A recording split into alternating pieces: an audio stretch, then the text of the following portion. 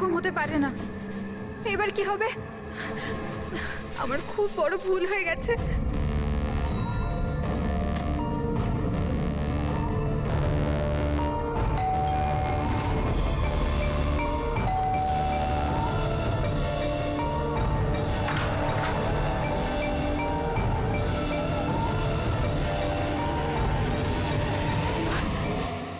এদিকে এসো, এদিকে এসো। সব সব ঠিক আছে তো? তোমায় এভাবে কেউ দেখেনি তো? কেউ সন্দেহ করেনি তো? হ্যাঁ, সন্দেহ? বলো। কেমন সন্দেহ? কি অঞ্জলি, তুমি কাঁদছো কেন? আর তোমার চোখগুলো এরকম বসে গেছে কেন? তুমি তুমি এত কাঁদছো কেন? কি হয়েছে? তুমি আমায় জিজ্ঞাসা করছো কি হয়েছে? তুমি জানো না কি হয়েছে? আমি কি করে জানবো কি হয়েছে? আমি তো এইমাত্র বাড়ি এলাম। রঞ্জন, তুমি পাগল হয়ে গেছো নাকি আমায় পাগল বানাচ্ছো? এত বড় ঘটনা ঘটে গেল আমাদের সাথে আর তুমি এমন বিহেভ করছো যে যেন কিছু হয়ইনি। কি কি খেলা খেলছো তুমি? কি খেলা আরে আমি খেলছো কোনো তুমি? খেলা খেলছি না। কি তখন থেকে বলে চলেছো তুমি? রঞ্জন, কিছু ঘন্টা আগে তুমি তুমি খুন করেছো। কি? ওই লাশটা টুকরো করে ওই টুকরোগুলোকে পুকুরে ফেলে দিয়েছো আর আর তুমি এমন বিহেভ করছো যেন কিছু হয়নি। মনে করো তুমি কেন এমন বিহেভ করছো? অঞ্জলি, তোমার কি হয়েছে? কিছু নেশা টেশা করেছো নাকি তুমি? হ্যাঁ, পাগলের মতো কথা বলছো। আরে কি খুন, কি মার্ডার, কি কি এক মিনিট, এসব? এক হোয়াট ইজ মিনিট। Wrong with you? এক মিনিট, তোমার জামায় রক্ত, তোমার জামায় তো রক্ত আর আর আর তোমার মাথায় তো চোট লেগেছিল। আর এইসব তুমি জামা কোথায় চেঞ্জ করলে? কোথায় গেল এই সব কিছু? কত রক্ত পাগল হয়ে লেগেছিল। গেছো তুমি? আজ সকালে এই জামাটা পরেই তো গিয়েছিলাম অফিসে। এখন টায়ার্ড হয়ে এত রাতে অফিস থেকে বাড়ি এসেছি, টেনশনে রয়েছে, তুমি উল্টোপাল্টা বলে যাচ্ছ, ইরিটেট করছো আমাকে। আর এইসব কি গল্প তৈরি করছো খুন টুনের? হ্যাঁ, রঞ্জন, রঞ্জন ভালো করে মনে করো। হ্যাঁ, তুমি আমায় কল করেছিলে আর আর তুমি খুব ঘাবড়েছিলে। রঞ্জন, তুমি কাঁদছো কেন? সব ঠিক আছে তো? তখনই তুমি নিচে আসতে বলে আর সাথে টুল বক্স আর পরিষ্কার করার কাপড়ও নিয়ে যেতে বলেছিলে। অঞ্জলি। রঞ্জন, এটা কি করে হলো? এত রক্ত, এই চোট, আর আর তুমি এই সব জিনিস কেন আমাকে আনতে বললে? অফিস থেকে গাড়ি করে বাড়ি আসছিলাম তো রাস্তায় একটা মেয়ে আমার থেকে লিফট চাইলো। আমি ওর সাহায্য করতে গেলাম তো আমার উপর হামলা করে দিল, আমার উপর। আর আর আমি নিজেকে বাঁচানোর জন্য আমি ওর খুন করে দিয়েছি। ওই লাশটা আমরা শহরের বাইরে একটা পুকুরের কাছে নিয়ে গেলাম।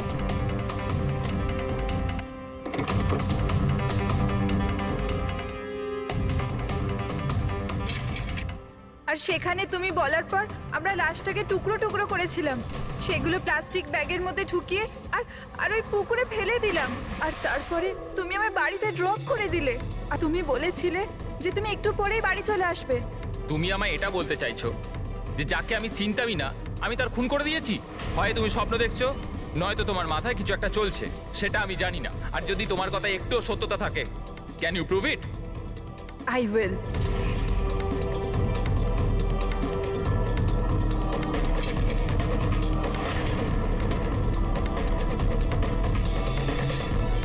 এই দেখো, আর এই দেখো। এবার বলো, প্রুফ চেয়েছিলে না তুমি? এই দেখো প্রুফ। এবার বলো, এই জামাগুলোতে রক্ত কোথা থেকে এলো? এমনটা নয় তো যে এগুলো তুমিই করেছো আর তুমি আমাকে ফাঁসানোর চেষ্টা করছো? আচ্ছা, এবার আমি বুঝতে পেরেছি। তোমরা সবাই মিলে আমার সাথে ইয়ার্কি মারছো না তো?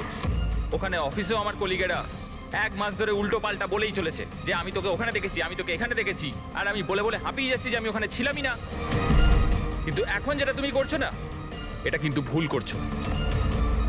এইসব একটা ইন্টেলিজেন্স চক্রান্ত, যেটা তুমি প্ল্যান করেছো। তুমি খুন করেছো অঞ্জলি, আর তুমি এটাতে আমাকে ফাঁসাতে চাও। আমি যাচ্ছি পুলিশের কাছে। সিআইডি কে ডাকবো। ছাড়ো। কেন এমন করছো? রঞ্জন, রঞ্জন, তুমি খুন করেছো, তুমি সিআইডি কে কেন ডাকছো?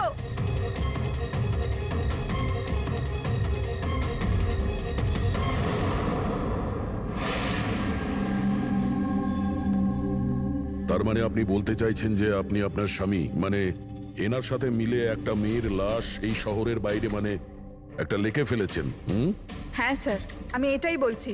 আর এই সব কিছু আমি ওর বলাতেই করেছি। কিন্তু আপনার স্বামী তো বলছেন ইনি কিছু জানেনই না। ইনফ্যাক্ট উনি আমাদের এখানে ডেকেছেন। স্যার, এই মহিলা সব উল্টোপাল্টা বলছে, আমাকে ফাঁসানোর চক্রান্ত হচ্ছে, আর এও তাতে জড়িত। উল্টোপাল্টা আমি নয়, উল্টোপাল্টা এ বলছে। প্রথমে নিজের দোষ ঢাকার জন্য আমাকে দিয়ে এই সব কিছু করিয়েছে, আর এখন নিজেই না বলছে। স্যার, আমি আপনাকে সত্যি কথা বলছি। আমি বলেছিলাম না যে আমার হ্যাঁ, ওই একই রকম দেখতে লোকের কথা, যে আপনার বন্ধু অ্যালেক্সরা আপনার মতো দেখতে লোকের সঙ্গে দেখা করছে। কিন্তু এটা মনে হচ্ছে না যে আপনার এই গল্পটা সত্যি কম আর কাল্পনিক বেশি লাগছে। স্যার, এই লোকটা আপনাদের মিথ্যে বলছে, আমি সত্যি বলছি। ইনফ্যাক্ট আপনারা তো জানেনও না যে কি হয়েছিল। এমন কি হয়েছে?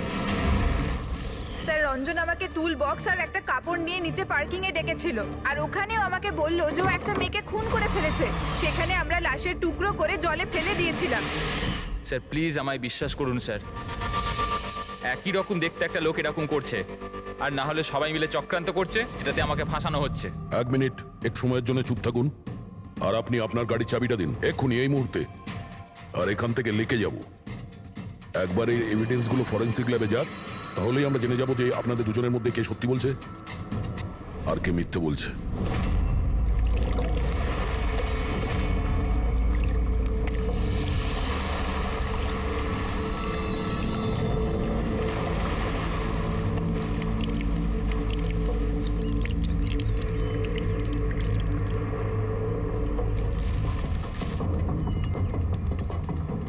এই মেয়েটা কে? স্যার আমি কি জানি, আপনি আমাকে কেন জিজ্ঞেস করছেন? যা কিছু জানার এর থেকে জানুন না। স্যার, আমি এই মেয়েটাকে চিনি না, আমি জানি না একে। আমি একে মারিনি স্যার, আমি তো ওই সময় শুধু এই লোকটার হেল্প করছিলাম। আমি অনেক রাত অবধি অফিসে ছিলাম স্যার, আপনি চাইলে সিসিটিভি ফুটেজ দেখতে পারেন। চিনের নিচে দেখো, থুতির নিচে স্টিচেস আছে না, খুব বেশি পুরনো নয়, মনে হচ্ছে কিছুদিন আগেই ও আঘাত পেয়েছে। পুরবি কোনো না কোনো ক্লিনিক বা হসপিটালে স্টিচগুলো করা হয়েছিল, সেখান থেকে এই মেয়েটার ব্যাপারে জানা যেতে পারে। একটা কাজ করো ফেডরিক, পঙ্কজ, এই বডির টুকরোগুলো আছে না, এই সব কটা আমাদের ফরেন্সিক ল্যাবে পাঠিয়ে দাও, আর এদের দুজনকে আমাদের ব্যুরোতে নিয়ে চলো। স্যার, এ বলছে যে কয়েকদিন ধরে ওরই মতো দেখতে কোনো লোক ওকে ফাঁসানোর চেষ্টা করছে। এর চেনাশোনা লোকরা ওই লোকটার সঙ্গে বিভিন্ন জায়গায় দেখা করছে, আর ওরা ভাবছে যে ও এই। হ্যাঁ স্যার, আমায় ফাঁসানো হচ্ছে স্যার, আর ওই চক্রান্তে এও রয়েছে স্যার। স্যার আপনিই বলুন, আমি যদি এসব করতাম তাহলে আমি আপনাদের ফোন কেন করতাম? স্যার, এখন অবধি আমি আপনাদের যা বলেছি সবকিছু প্রমাণ হয়েছে তো। লাশ তো পাওয়া গেল লেকে, আর ওর গাড়ির ডিকিতে রক্ত পেলেন তো। স্যার আপনি নিজেই বলুন, যখন এতটা সত্যি আমি বলেছি, তাহলে এখন মিথ্যে আমি কেন বলবো? আমাকে ফাঁসানোর জন্য স্যার, আমি বলছি স্যার, এটা চক্রান্ত স্যার, আমাকে ফাঁসানোর জন্য। ব্যাস ব্যাস ব্যাস, কে কি কাজ করেছে আর করেনি সেটার খোঁজ আমরা করব। শুধু একটা কথা মনে রাখবেন, যে আমাদের সন্দেহ শুধু আপনাদের দুজনকে। বাট স্যার, আমি কিচ্ছু করিনি, আমি নির্দোষ। আমি হতে পারে হয়তো আপনি খুন করেননি, কিন্তু লাশকে টুকরো টুকরো করে লেকে ফেলে দেওয়া এটাও কিন্তু বড় অপরাধ, বুঝেছেন আপনি? স্যার, সিসিটিভি ফুটেজ পেয়ে গেছি।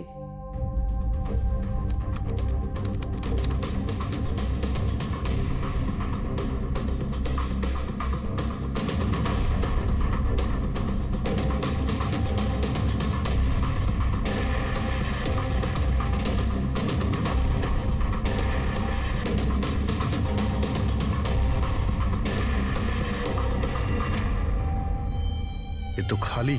কিন্তু স্যার আমি সত্যি কথা বলছি, আমায় বিশ্বাস করুন, আমি ছিলাম অফিসে।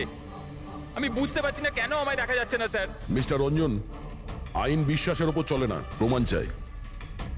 আপনার অফিসের যে ফুটেজ সেটা সবার সামনে, আপনি ওখানে নেই, তার মানে এটাই হচ্ছে যে আপনার মিসেস যেটা বলছে সেটাই সত্যি। না না স্যার, আমি সত্যি কথা বলছি স্যার, আমি অফিসেই ছিলাম। আমি বুঝতে পারছি না যেটা কিভাবে হলো। হ্যাঁ, কিন্তু আপনার অফিস ফাঁকা দেখাচ্ছে কেন? স্যার, রঞ্জন এই কোম্পানির সিইও, এই ফ্লোরে শুধু ওই থাকে।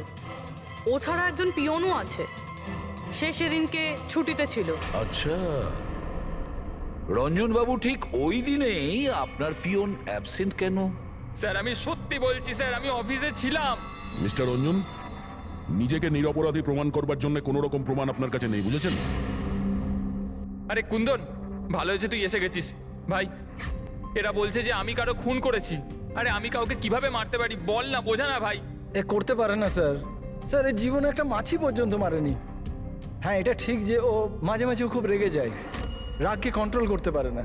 হ্যাঁ স্যার, অনেক দিন ধরে চিকিৎসা চলছে ওর, ওষুধপত্রও খান রঞ্জন দাদা, কিন্তু কখনো কখনো যদি ওষুধ খেতে ভুলে যায় তাহলে নিজেকে সামলাতে পারেন না। এই কথাটা তুমি আমাদের কেন বলনি? স্যার আমি ওই শুধু আপনাকে নয়, কাউকেই হয়তো বলেনি কথা। আমার ক্ষমতা চলতো তো তার এই বিয়েটা হতেই দিতাম না।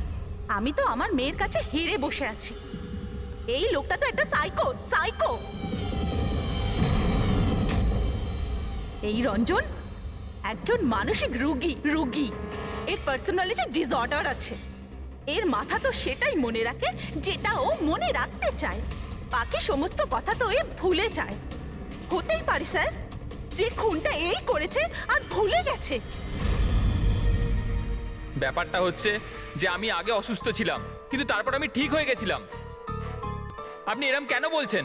কুন্দন, কুন্দন তুই বল, আমি সত্যি বলছি কিনা। বৌদি আপনি বলুন না, আরে তুমিই বলো না। আপনারা আমায় এভাবে কেন দেখছেন? আরে আমি সাইকো নই, আমি অসুস্থ নই, কোনো মানসিক রোগ নেই আমার, একদম ঠিক আছি আমি। আরে বলো না, বলো না। বাস, অনেক হয়েছে। এটা তোমার বাড়ি নয়, ব্যুরো। এই নাটক এখানে চলবে না। একটা কাজ করো, পাশের ঘরে গিয়ে এনাদের বসাও। যান। ওই দিকটা যান যান। সমস্ত প্রমাণ ওই রঞ্জনের বিরুদ্ধে, আর তাছাড়াও ওর আচরণটা ঠিক নেই। কিন্তু বুঝে উঠতে পারছি না, জানি না কেন, আবার এই ব্যাপারটা এড়িয়েও যেতে পারছি না। ও বারবার আমাদেরকে বলছে যে অফিসের সিসিটিভি ফুটেজটা চেক করুন। আমি অফিসে ছিলাম। এতটা জোর দিয়ে কেউ বলতে পারে না। আরও একটা ব্যাপার স্যার, ফোন ওই করেছিল। কোনো খুনি এরকম কেন করবে? আর স্যার ওই ডিসোসিয়েটিভ পার্সোনালিটি ডিসঅর্ডার, হয়তো খুনটা করেছে আর তারপর ভুলে গেছে। এই রোগটাতে এরকমই হয় স্যার। হতে পারে, এটা হতেই পারে। একটা কাজ করি আমরা, এই যে সিসিটিভি ফুটেজ আছে না, এটাকে ল্যাবে পাঠাই, চেক করিয়ে দেখি এই ফুটেজটা কেউ কোনোভাবে এডিট করে চেঞ্জ করেছে কিনা। আর স্যার ওই একই রকম দেখতে ব্যাপারটা। ও এটা বলছে যে ওর বন্ধুরা ওর মতো দেখতে লোকটাকে দেখেছে, আর ওই লোকটা ওর বন্ধুগুলোকে চিনতেও পারেনি। চলো ওর বন্ধুদের সাথে কথা বলি, জিজ্ঞাসাবাদ করি, জেরা করি, তারপর দেখি ওদের কথায় কতটা সত্যি আছে। স্যার হতে পারে এই চৈতালি আর কুন্দন রঞ্জনের শুভাকাঙ্ক্ষী হওয়ার চেষ্টা করছে, হয়তো তা নয়। আর এদিকে শায়লা, উনি তো চানই এই দোষটা রঞ্জনের ওপর আসুক, যাতে ওনার মেয়েকে আর এই বিয়েটা করতে না হয়। স্যার, যে মেয়েটা মারা গেছে ওর ফটো হসপিটালের ক্লিনিকে পাঠিয়ে দিয়েছি। ওকে শনাক্ত করা হয়েছে। ওর নাম হলো অনামিকা। দুদিন আগেই ওখানে গেছিল ওর আঘাত দেখাতে। অনামিকা, অনামিকা, এই অনামিকার পুরো ফোন রেকর্ড চেক করো, খোঁজ নাও এ কোথায় থাকতো, কি করত, এর সঙ্গে রঞ্জনের কি সম্পর্ক ছিল।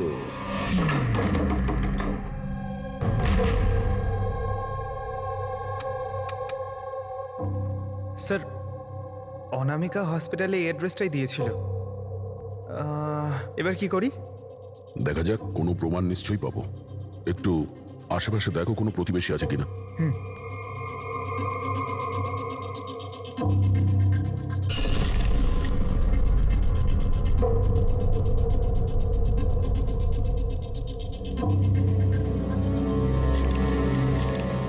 স্যার, হ্যাঁ, এর নাম অঙ্কিত, অনামিকার প্রতিবেশী। হ্যালো স্যার, কি হয়েছে বলুন? অনামিকা ঠিক আছে তো? না, অনামিকার খুন হয়ে গেছে, আর আমরা সেই জন্যই এর তদন্ত করছি। আপনি ওর ব্যাপারে কিছু বলতে পারেন যার সাহায্যে আমরা খুনি পর্যন্ত পৌঁছতে পারি? না স্যার, আমি ওর ব্যাপারে বেশি কিছু তো জানি না। হ্যাঁ, তবে এটুকু জানি যে ও অ্যাসিস্ট্যান্ট ডাইরেক্টর ছিল আর এখন একটা ইন্টারন্যাশনাল শর্ট ফিল্মে কাজ করছিল। ইন্টারন্যাশনাল শর্ট ফিল্মে? আচ্ছা, ওর কোনো বন্ধু কিংবা আত্মীয় যে এখানে ওর সঙ্গে থাকতো? ও তো এনারাই ছিল স্যার, এই কিছু মাস আগেই এখানে থাকতে এসেছিল। আমি তো ওর পরিবারের কাউকে দেখিনি। হ্যাঁ, ওর একটা বয়ফ্রেন্ড ছিল যার সাথে ও ঘন্টার পর ঘন্টা ফোনে কথা বলতো। ও ফোনে যার সঙ্গে কথা বলতো ও যে ওর বয়ফ্রেন্ড ছিল, এটা আপনি কি করে জানলেন? স্যার, আসলে আমি ওর কথাগুলো শুনেছিলাম। ও ব্যালকনিতে দাঁড়িয়ে ওর সাথে খুব জোরে জোরে কথা বলতো অনেকক্ষণ, আর ওদের কথা শুনে মনে হতো স্যার ওর বয়ফ্রেন্ড ভালো লোক নয়। ঝগড়া হতো খুব দুজনের, কথা শুনে মনে হতো নিজেদের মধ্যে মারপিটও করে। ইনফ্যাক্ট এই 2 দিন আগেই ওরা নিজেদের মধ্যে মারপিট করেছে। ওর মুখেতে সেলাইও পড়েছিল আর ওর চোখেও আঘাত লেগেছিল স্যার। আপনি দেখেছেন ওর বয়ফ্রেন্ডকে? আমি স্যার ওকে কখনো দেখিনি, কিন্তু ওর নামটা জানি স্যার। আচ্ছা, কি নাম কি ওর? Ranjan. Ranjan?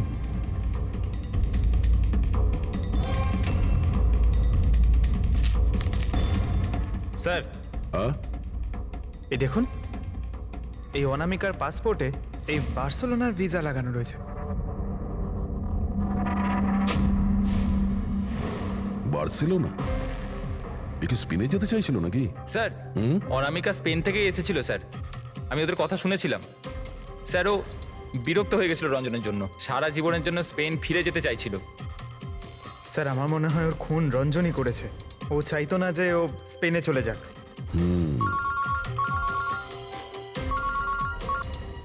Hello, sir অনামিকার phone records পাওয়া গেছে। একটা নাম্বারে যেটাতে ও সবচেয়ে বেশি কথা বলতো সেটা রঞ্জনের কোম্পানির নামে রেজিস্টার্ড আছে। ও রঞ্জন, একটা কাজ করো, অনামিকার ফোনের শেষ লোকেশনটা কোথায় ছিল সেটা বার করো। এ অনামিকা কাল রাত্রে আপনার হোটেলে ছিল? I am not sure sir, ছিল না? আমার তো মনে হয় না। ঠিক আছে, আমাদের আপনার হোটেলে সিসিটিভি ফুটেজটা চেক করতে হবে। Sure sir.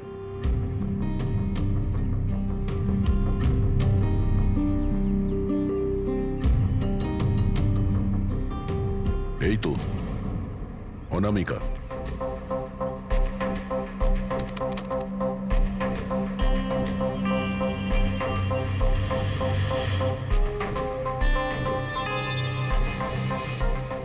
এটা কি ব্যাপার? ও ভেতরে গেল একটা হ্যান্ডব্যাগ নিয়ে আর বাইরে এলো একটা লাগেজ নিয়ে। আর সঙ্গে এই ছেলেটাকে? স্যার ও তো আমাদের বেল বয়। ওয়েল বয় কোথায় আছে এখন? কাল রাত্রে তুমি যখন ওই মেয়েটার লাগেজ নিয়ে বাইরে যাচ্ছিলে তখন ওর জন্য কেউ অপেক্ষা করছিল বাইরে? হ্যাঁ স্যার, একজন লোক তো ছিল, ওর জন্য ওয়েট করছিল। কে ছিল? লম্বা রোগা করে একজন ছিল। লম্বা রোগা করে? এ ছিল ওই লোকটা? স্যার মনে হচ্ছে তো এরকমই ছিল। দেখে তাই মনে হচ্ছিল মানে? স্যার ও দূরে দাঁড়িয়ে ছিল, তাই আমি ঠিকমতো দেখতে পাইনি। ও, তার মানে এই রঞ্জন, ও আমাদের মিথ্যে কথা বলেছে। ও অনামিকাকে আগে থেকেই চিনতো আর শেষবার অনামিকা ওর সাথেই ছিল। রঞ্জন বলছে যে আপনারা ওকে আলাদা আলাদা জায়গাতে দেখেছিলেন, কিন্তু ও বলছে ও ওখানে ছিলই না। ব্যাপারটা কি বলুন তো? স্যার আমি একদিন কফি শপে কফি খাচ্ছিলাম, আমি দেখলাম যে রঞ্জন বাইরে কারোর সাথে কথা বলছে। রঞ্জন, রঞ্জন, এই রঞ্জন! স্যার আমি যখন ওকে ডাকলাম ও জানি না কেন আমার কথা না শুনে অন্যদিকে চলে গেল। রঞ্জন! কিন্তু স্যার যখন আমি এই ব্যাপারে ওর সঙ্গে কথা বললাম তখন ও বললো যে ওখানে ছিলই না। আমি জানি না ও কেন মিথ্যে কথা বললো। আর লীলা দেবী, আপনি ওকে আপনি কোথায় দেখেছিলেন? কান্দিওয়ালাতে একটা জুয়েলারি শপে। ওর সঙ্গে একটা মেয়েও ছিল। রঞ্জন, রঞ্জন!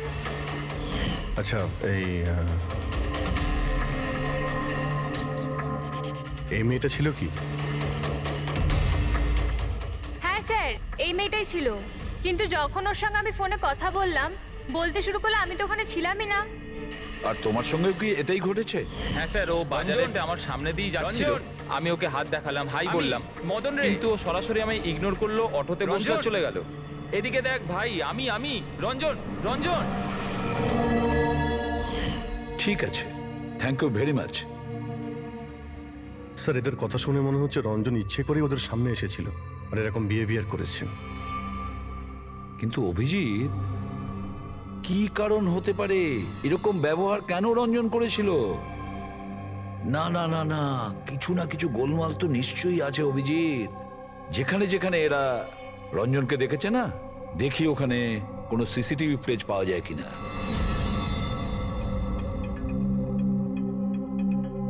স্যার এখানে দেখুন। হ্যাঁ সালুকে বস, কি পেলে? এই অস্ত্রের ওপর আর কাপড়ে যে রক্ত পাওয়া গেছে সেটা অনামিকারই। মনে হচ্ছে অঞ্জলি সত্যি বলেছে। এটার ব্যবহার অনামিকাকে খুন করার জন্যে আরো লাশটাকে লুকানোর জন্য করা হয়েছে। আচ্ছা, রঞ্জনের বিরুদ্ধে কোনো প্রমাণ? হ্যাঁ স্যার, রঞ্জনের ফিঙ্গারপ্রিন্টস পাওয়া গেছে। একটা তো এই টুল বক্সে, আর দ্বিতীয়টা গাড়ির ডিক্কিতে, যেখানে অনামিকার রক্তও পাওয়া গিয়েছিল। তার মানে রঞ্জন অঞ্জলির সঙ্গে ছিল।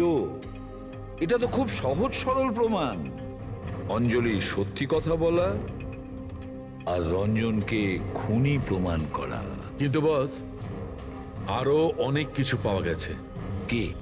স্যার, আমরা একটা বিশেষ ধরনের পলিমার আর সিলিকনের ট্রেসেসও পেয়েছি, যেটা সাধারণত অদ্ভুত ব্যাপার। সিলিকন আর পলিমার, এটা তো সত্যিই অদ্ভুত ব্যাপার। আরো একটা বিশেষ কথা দেখাচ্ছি, এসো।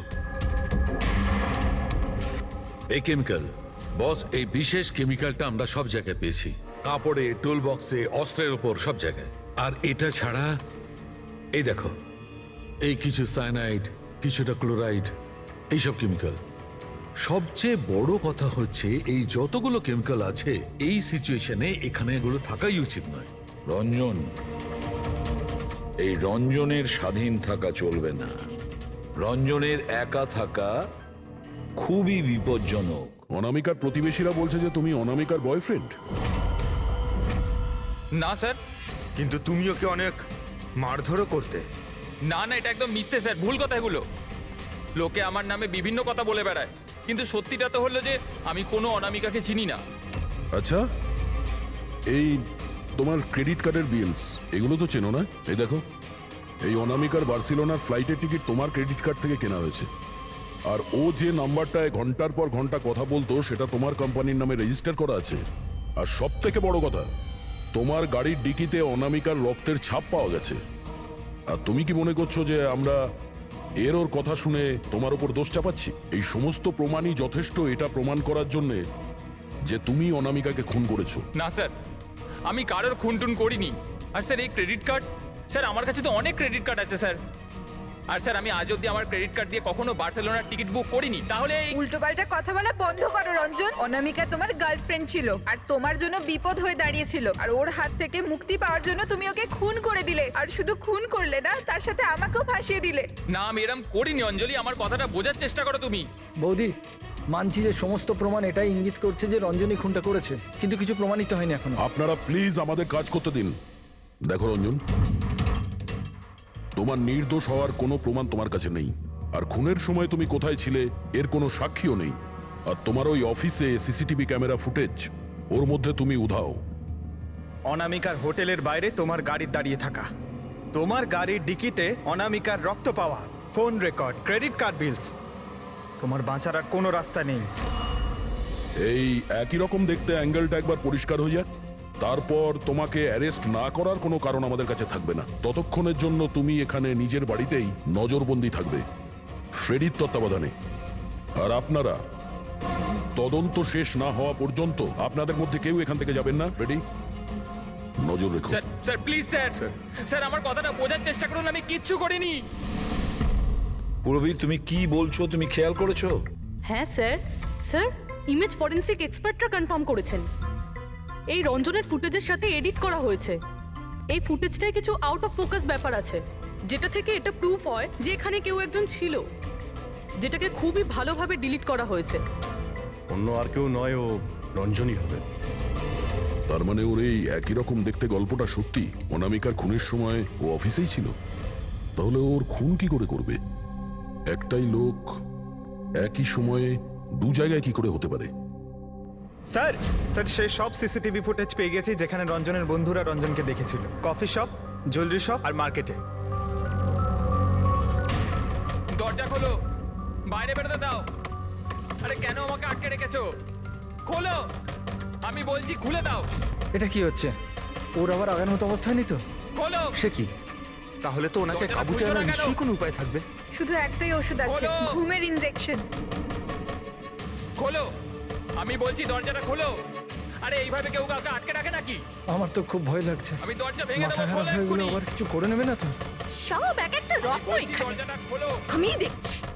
আরে কেন আটকে রেখেছো আমায়?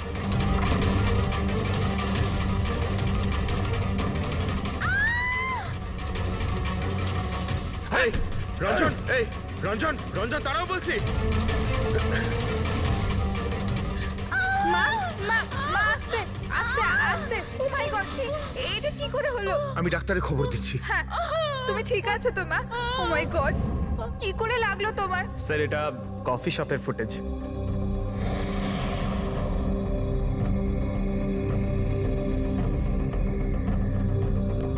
স্যার এবার জুয়েলারি শপ।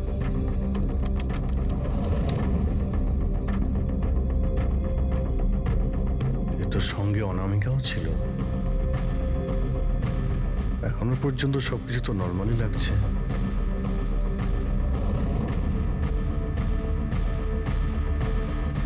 স্যার এবার মার্কেট প্লেস।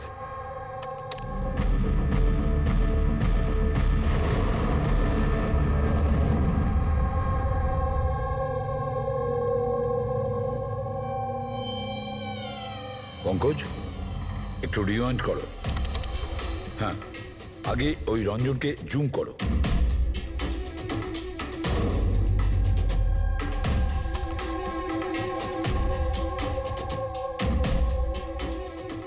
এই দেখো, এর হাঁটা চলা একটু আলাদা। ও অন্য ধরনের জুতো পরে রয়েছে।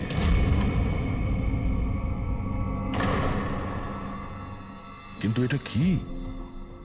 দয়া ওয়াকিং বুট পরেছে, ওয়াকিং বুট। যার পায়ের হাড়ে কোনো প্রবলেম থাকে না, সে ওই ওয়াকিং বুট পরে। কিন্তু রঞ্জনের পা তো একদমই ঠিকঠাক আছে। সেটাই তো, এটা তো হতেই পারে না। তাহলে ও কি? হ্যাঁ সালুকে বলো, কি এখনই? আচ্ছা ঠিক আছে, আমি আসছি। সালুকে ফরেন্সিক ল্যাবে ডেকেছে, এখনই যেতে হবে। চলো। হ্যাঁ ফেডরিক বলো, কি বললে তুমি? ঠিক আছে, হ্যাঁ ওখানেই থেকো। ফ্রেডরিক বলছিল রঞ্জন পালিয়ে গেছে শাইলার ওপর আঘাত করে। কিন্তু ফ্রেডি তো ছিল ওখানে। সেটাই তো। একটা কাজ করো দা, তুমি আর পঙ্কজ ওখানে চলে যাও, আমরা ফরেন্সিক ল্যাবে যাচ্ছি। আচ্ছা সালুকে, তুমি রঞ্জনকে গ্রেপ্তার করতে বারণ করেছিলে, ব্যাস ও তো ওদেরকে আঘাত করে পালিয়ে গেছে। আর তুমি এখানে এসব কি করছো? এখানে এখানে এরকম মিউজিয়াম সাজিয়েছো কেন? মিউজিয়াম নয় বস, তাহলে? এটা হচ্ছে সেই ধাঁধাটার জবাব যেটা আমরা সলভ করতে পারিনি। হ্যাঁ, রঞ্জন পালিয়ে যাওয়াতে আমার খুব আফসোস হয়েছে, কিন্তু আই এম শিওর তোমরা ওকে ঠিক ধরে ফেলবে। তোমাদের মনে আছে ওই যে কেমিক্যালটা আমরা ক্রাইম স্পটে পেয়েছিলাম? তো তার সঙ্গে ওর কি সম্পর্ক? সেটা আমি আপনাদেরকে বলছি। আপনি কে? এ হচ্ছে জগৎ। এক মিনিট, সবকিছু বুঝতে পারবে বস। বেহুল, হাই স্যার। এবার এর সঙ্গে আবার এই কেসের কি সম্পর্ক? আপনারা ওর সাথে একটু মন দিয়ে কথা বলুন, দেখুন সবকিছু জানতে পারবেন। এটা বলুন তো যে আপনি কে, আর এই কেসের সঙ্গে আপনার কি সম্পর্ক? এক মিনিট। এনার চোখগুলো দেখে তো কেমন যেন একটা মনে হচ্ছে।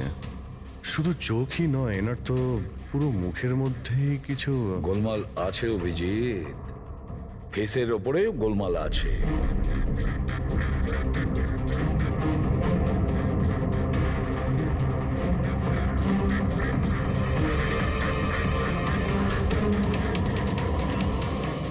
ও থ্যাংক ইউ বেহুল। এটা কি? আমি বলছি বস, ওই কেমিক্যালস যেটা ক্রাইম স্পটে পাওয়া গেছিল, আসলে ওই কেমিক্যালটা এই ধরনের মাস্ক আর নকল রক্ত তৈরি করতে কাজে লাগে। বিশেষ করে এই সিলিকন মাস্ক, যেটা ওই সিনেমাতে ব্যবহার হয়। সব থেকে বড় ব্যাপার হচ্ছে এর মধ্যে চোখের পাতা থাকে না, আর চোখের জন্য এখানে গর্ত একটা থাকে আসল মুখের মতো, যাতে যে এটা পড়বে তার আসল চোখটা এই গর্ত থেকে বেরিয়ে এসে যাতেও দেখতে পায়। আর স্যার, এটাকে বানানো কিন্তু অত সহজ নয়। হাই কোয়ালিটির সিলিকন আর পারদর্শী লোকই এটা বানাতে পারে। লেটেস্ট টেকনিকের জন্য স্যার, এটা যে পড়বে তার যে মুখের ভাব, সেটাই মাস্কে ফুটে উঠবে। এর থেকে তো একটা কথা পরিষ্কার অভিজিৎ, কেউ রঞ্জনের মতো দেখতে হুবহু একটা মুখোশ বানিয়েছে, একটা মাস্ক বানিয়েছে। রঞ্জনের মতো হাইটের কেউ ওরই মুখের মতো কোনো মাস্ক বানিয়েছিল আর লোকেদের বোকা বানাচ্ছিল। আর সেই জন্যই সবাইকেও দূর থেকে দেখা দিয়েছিল, কারণ যদি কাছে আসতো তাহলে সবাই বুঝে যেত ও কোনো মাস্ক পরে আছে। আর স্যার অঞ্জলি, ও তোর সাথেই ছিল, ওর সাথে কথাও হয়েছে, ওর সাথে লাশটা লুকোনোর চেষ্টা করেছে। ওর মুখে রক্তও লেগেছিল, আর ওখানে লাশগুলোকে কাটছিল আর লুকিয়ে রাখার চেষ্টাও করেছিল, তাই হয়তো তাড়াহুড়োতে কোনো খেয়ালই করেনি। আর তাছাড়াও এই যে একই রকম দেখতে না, নিশ্চয়ই ওর পায়ের হাড়ে কোনো প্রবলেম ছিল, তাই ও ওয়াকিং বুট পরেছিল। আর এই মাস্ক তৈরি করাও এত সহজ নয়। স্যার, এই মাস্ক ফিল্ম প্রজেক্টেই কাজে লাগে। ও হ্যাঁ, তবে এটুকু জানি যে ও অ্যাসিস্ট্যান্ট ডাইরেক্টর ছিল আর এখন একটা ইন্টারন্যাশনাল শর্ট ফিল্মে কাজ করছিল। স্যার, দয়া বলছিল যে অনামিকা ও নাকি কোন ইন্টারন্যাশনাল শর্ট ফিল্মে কাজ করছিল। ওর পক্ষে এগুলো করা তো খুবই সহজ।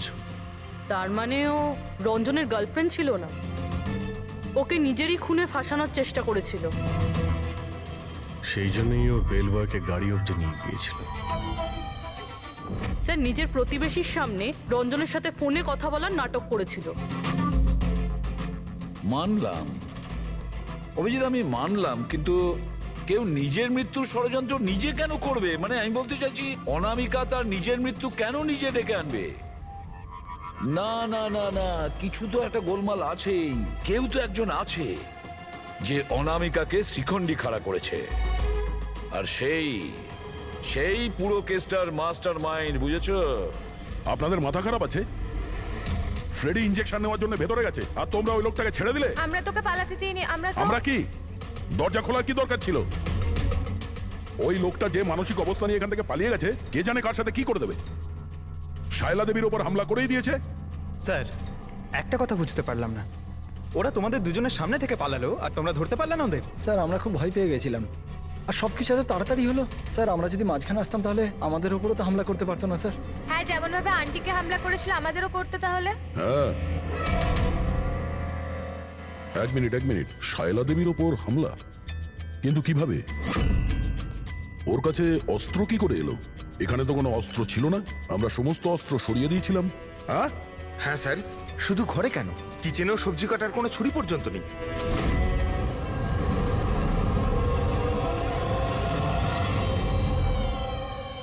স্যার, এ হলো আমাদের প্রোডাকশন হাউসের মেকআপ আর্টিস্ট, আর স্যার এ মাস্ক বানাতেও এক্সপার্ট। তুমি অনামিকার জন্য মাস্ক বানিয়েছিলে, তাই না? বানিয়েছিলে কি না? হ্যাঁ স্যার, উনি আমাকে টাকা দিয়েছিলেন, আর এটা তো আমার কাজই স্যার। তাহলে এটাও বলে ফেলো যে কাজটা কার জন্য করেছিল, এই মাস্কটা কার পরার কথা ছিল। বলো বলো, তাড়াতাড়ি বলো, সময় নেই আমাদের। আর হ্যাঁ, যার মুখের তুমি মাস্ক বানাও তার মাপ নেওয়ার দরকার আছে, ম্যাপিং করার দরকার আছে। হ্যাঁ স্যার। কার জন্য বানিয়েছিল ওই মাস্ক? কে ওই মাস্কটা পরতো? বলো তাড়াতাড়ি। রঞ্জনকে তো আমি কিছুতেই ছাড়তে পারবো না, কারণ আমি ওকে মারবার জন্য কন্ট্রাক্ট নিয়েছি। কিন্তু এখন তোমরা ওর সঙ্গে মরবে।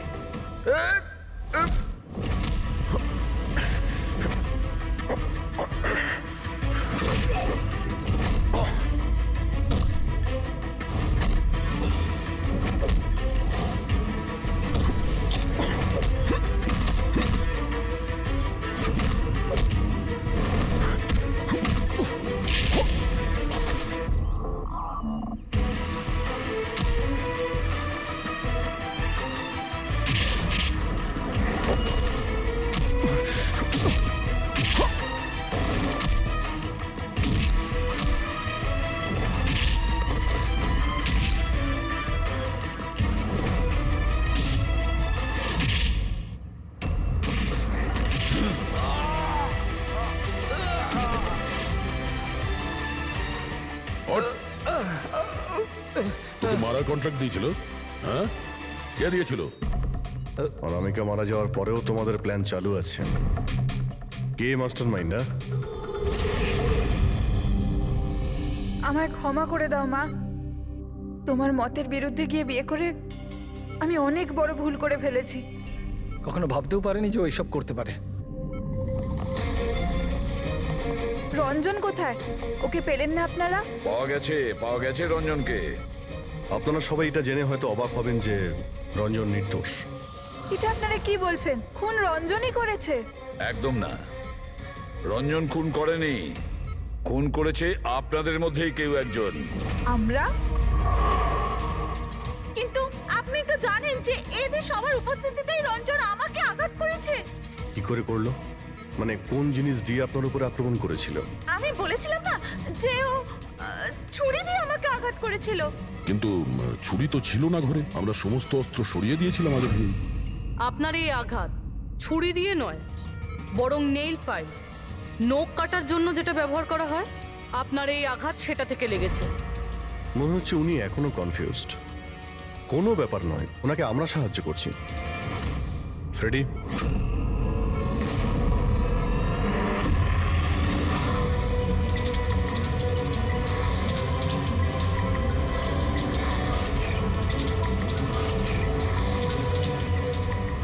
শাইলা ম্যাডাম, আমরা জানতে পেরে গেছিলাম অনামিকার প্রতিবেশী অঙ্কিত এসবের সঙ্গে যুক্ত। তো এই জন্য আপনি আমায় বাড়ি থেকে তাড়িয়ে দিয়েছিলেন, যাতে আমার কিডন্যাপ করে আপনি আমাকে খুন করতে পারেন। মা, তুমি এই খবরদার, খবরদার, যদি আমাকে মা বলে ডেকেছিস তো। মা শব্দের অর্থ কি হয় তোমরা দুজন জানো? স্যার, এ আমার অনিচ্ছা সত্ত্বেও রঞ্জনের সাথে বিয়ে করলো আর আমার সাথে সব সম্পর্ক চিরদিনের মতন ত্যাগ করলো। আর আজ এরা আমার সম্পত্তির অধিকার চাইতে শুরু করেছে। এই সব এই রঞ্জনের কাজ। এই উস্কেছে আমার মেয়েকে, আমার একমাত্র সন্তান, নিজের স্বামীর সঙ্গে মিলে ধীরে ধীরে আমাকে বিষ দিয়ে মারতে শুরু করলো।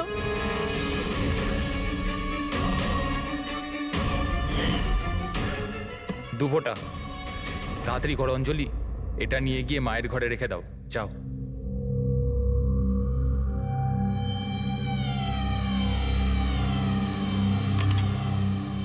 কিন্তু আপনি অনামিকার খুন করলেন কেন? ওর কোনো দোষ ছিল না, কিন্তু আমার কাউকে তো একটা দরকার ছিল এই সব কিছু করার জন্য। কিন্তু আমি এদের দুজনকে শাস্তি দিতে চেয়েছিলাম যে রঞ্জনের ফাঁসি হয়ে যাক আর অঞ্জলির সারা জীবনের মতো জেল। শায়লা দেবী, এদের প্রতি আপনার ঘৃণা আপনাকেও এদেরই মতন অপরাধী বানিয়েছে। এদের দুজনের তো শাস্তি হবেই, আপনার প্রাণ নেওয়ার চেষ্টা করেছে বলে। কিন্তু আপনারও কঠোর থেকে কঠোরতম শাস্তি হবে অনামিকাকে খুন করার অপরাধে।